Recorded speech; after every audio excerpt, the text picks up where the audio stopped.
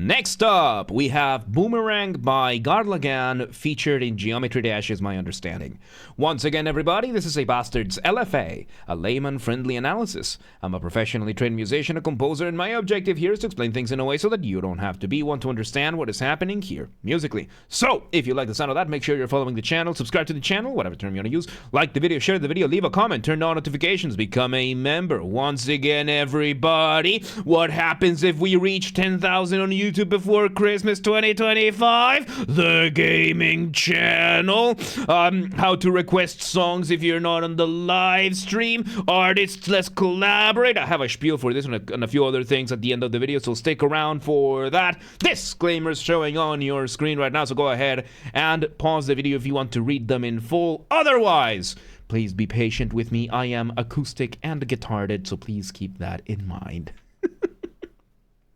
With that said, let's do this. Boomerang, let's go.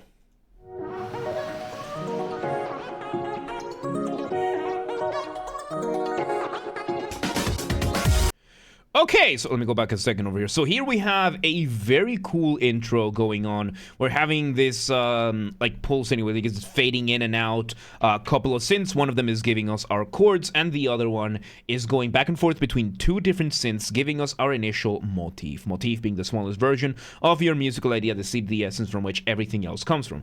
It is fairly rare to see that happen in you sharing the motif between two instruments. The whole melody between two instruments. It still can happen when you're doing like this whole chaining thing. It's just a little bit difficult to keep consistent. It's giving a really, really good vibe. Let's see where this goes. Yes, and you remember hearing this one because we did a jam and shred for this one. I need to give some of these a title. Like, we need to come up with a title for the tracks that we do LFAs and jam and shreds for. Like, we actually need to come up with a title for those, because we have a few now that we've done Jam and Shred and LFA for. So if anybody has any ideas, let me know in the stream or YouTube or comments or whatever it is. So yeah. Anyway, let's see let's see this.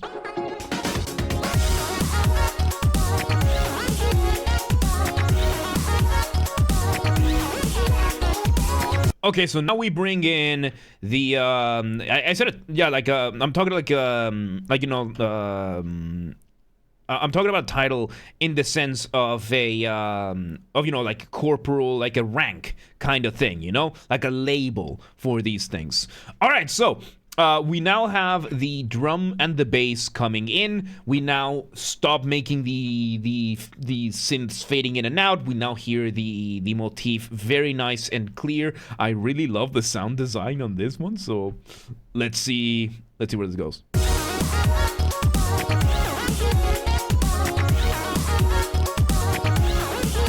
And now that I hear it a little bit more, it is pretty clear that this motif, this melody, is based on call and response. So call and response is a musical conversation where you have at least two parts. One of them does the call and the other one does the response. As you can hear it right now, first half of the melody is going to be the call, second half of the melody is going to be the response. So yeah, like we need a label for the songs that we've done both Jam and Shred and LFAs for. So yeah. Anyway, let's see where this goes, because this is really cool.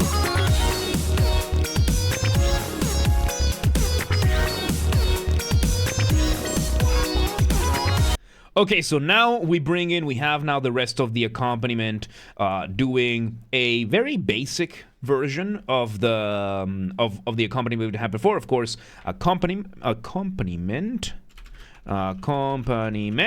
being whatever is not taking the spotlight, so to speak. So you can always swap which instrument is doing accompaniment, which one it is not, and in general, you're having that. And now we are having the melody, the keyboard that was doing the responses, doing an elongated version of the melody. Elongation being a way that you can develop your material, which material within which you just slow something down, right? So in this case, we're having this very nice and funky, kind of syncopated melody. And by the way, yes, we're using also syncopation. Syncopation is when you go against the beat, either the drum beat or the beat of the metronome.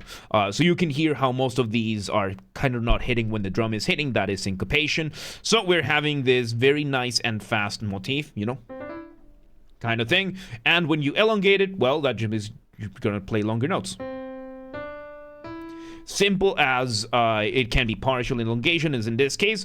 Since the original version is pretty fast, this coming down to a more normal speed feels elongated. So yeah, let's just see where it goes.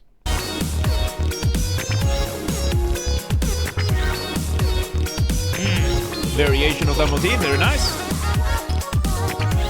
Alright, we bring back the original motif now. Very nice. So in instrumental music, we have something called form. Form being the structure of the music that you have. As opposed to songs where you can identify, oh, this is the intro, this is a verse, this is a chorus kind of thing. In instrumental music, you have to look at how each individual melody is used, at how the rhythms are used, and everything in its entirety, which means you have to end up using what is called sections. Sections you're not gonna number, you're gonna alphabetize. Alphabetize, is that how you say it? You're gonna put it in letters, right? So, for example, we had a quick intro that then led to section A. Then we had section B with the elongated version of the motif. Now we're back to section A. Let's see where this goes. This is pretty much a one-to-one repetition.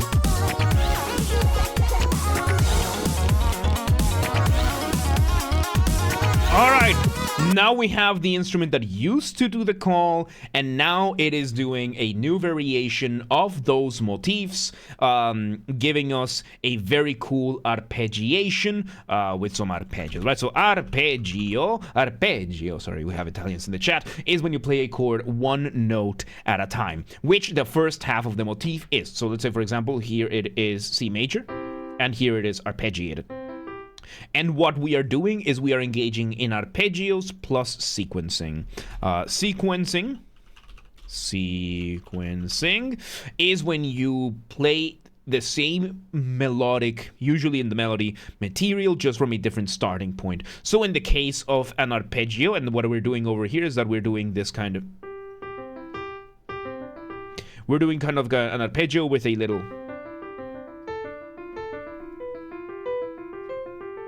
So that is kind of like that's how you sequence. You just start from a different starting point, and it can be anything, right? Like you can go,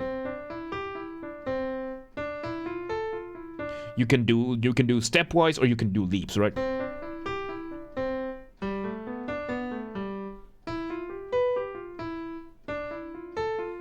You can really take this wherever you want. Of course, in this case, we're doing really fast arpeggios. We're going up because section B was nice and slow. Now we're going for a different type of contrast with section C. So far, this type of structure we call a rondo.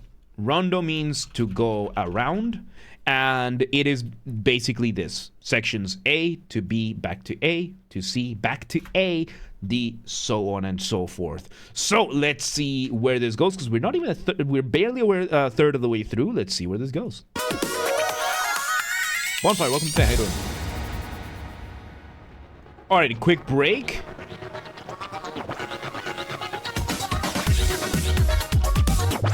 So we have now a variation of section A. We had a little bit of a bit of silence over there, not necessarily going off. Well, kind of, I would say going. Yeah, I think this could qualify as going off the ramp. Off the ramp being a colloquial term that I use.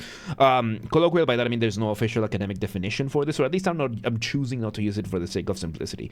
And off the ramp is what I call a specific type of transition that makes your listener feel suspended up in the air at the mercy of inertia, waiting to see where you land, kind of like going off a ramp. How do you do this? Remove the drums, maybe the bass, or more and more layers. And in this case, well, we just had a bit of silence going on over there, and then we started kind of like fading in the ensemble again, until now we are having what is called a prime. This apostrophe stands for prime, which means it's a variation, because now we are getting, I think we're getting some side chaining. Let me hear a bit more.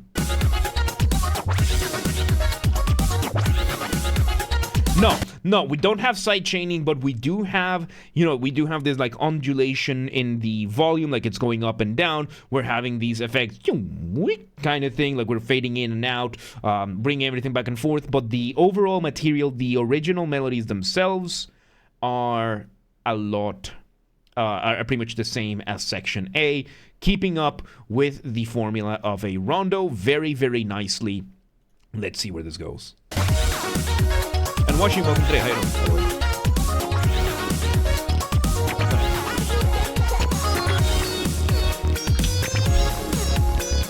And now, back to section B. Back to section B.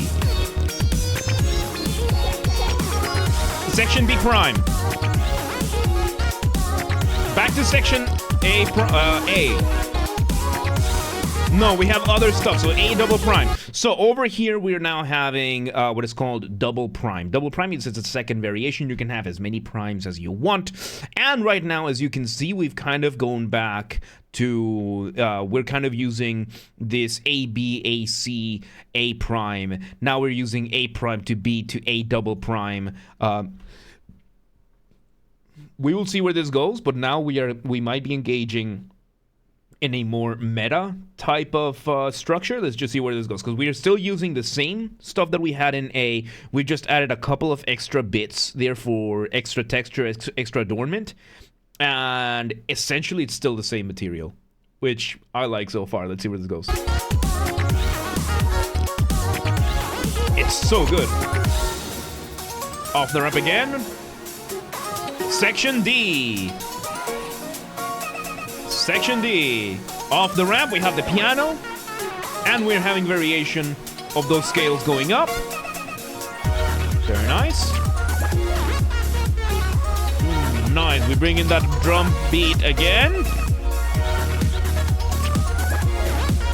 Oh, this is really good. This is very funky. Like, despite the fact that it doesn't have that much, that many elements of funk. I think this fits more. This has more of a Latino beat to this. Maybe like it's not a samba. It's definitely not samba. It's definitely not bossa. Bossa is way too slow for that. It's not cumbia. It's not cumbia. I think it starts with a B. But yeah, this is very, and I think right now one of the key parts, and thank you for bringing it to my attention, Washim. So here, what we're having is that call and response from the original motif. That going back and forth between those two textures is what's keeping this melody from getting boring. I mentioned how it's tricky to use it, but right now we're using it to such an extent that it just keeps sounding fresh. Even though we are still repeating, we haven't really done too many changes in the section A. This is really good. Let's see where this goes.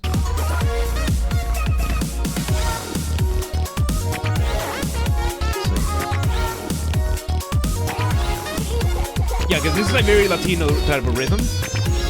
All right, there we go. We bring back section B. So we had section A, prime, and then section B. Section B/C.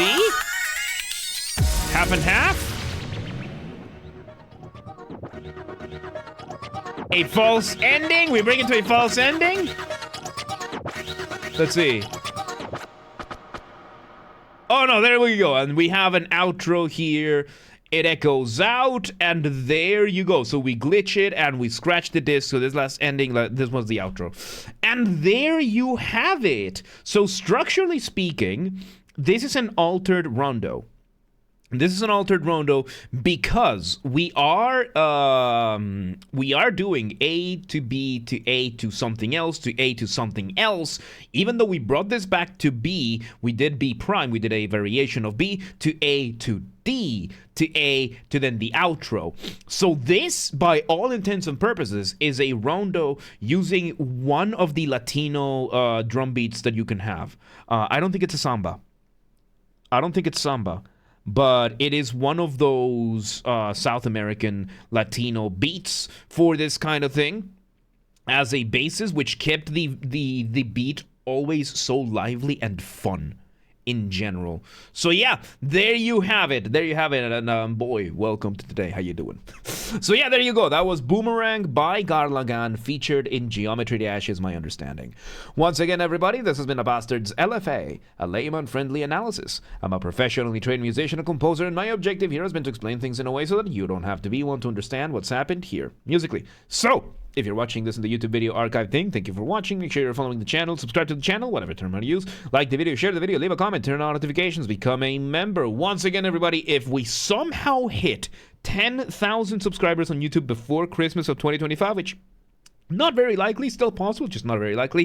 If it happens, on top of doing the audiobook fan fiction thing, I will also play a single video game of the choice of the community, whatever y'all want, like even stuff that I would otherwise not play with in terms of service, of course.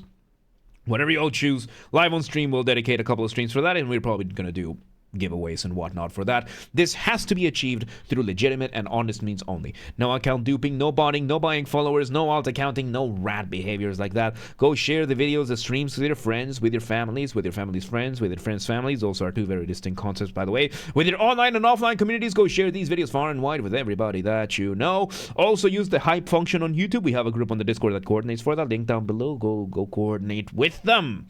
Yes. Artists, Garlagan or anybody else on YouTube or otherwise, this is an open invitation to collaborate. If you want any of my musical skills, whether it is my guitars, Mongolian throat singing, you know, the good old kind of thing, regular singing, voice acting, or if you want help with something and you're figuring out something for your composition or whatever it is, reach out, let me know, whether it's in the comments, in the, there's Instagram DMs, Discord DMs, Twitter, X DMs, whatever it is, just reach out, let me know, let's work together, let's figure something out. And if you're in the audience and you know somebody that could benefit from my skills as well, reach out, let them know. Please do not harass anyone, please do not spam anyone, be cool about things, don't be a rat. Members get early access to the content. I schedule the videos for the week on Saturdays, and if you're a paid member on YouTube, regardless of your tier, you get access to the videos when I schedule them, at least for the LFAs. So become a member today.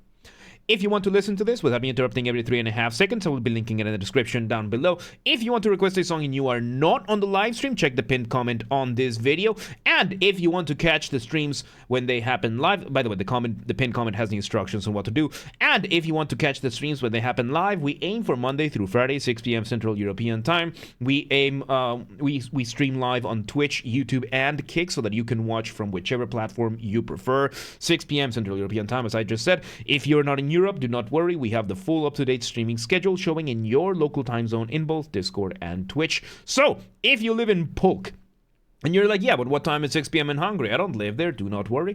Just go to the Discord or the Twitch. They're both linked down below, and it's going to show the stream schedule in your local time zone.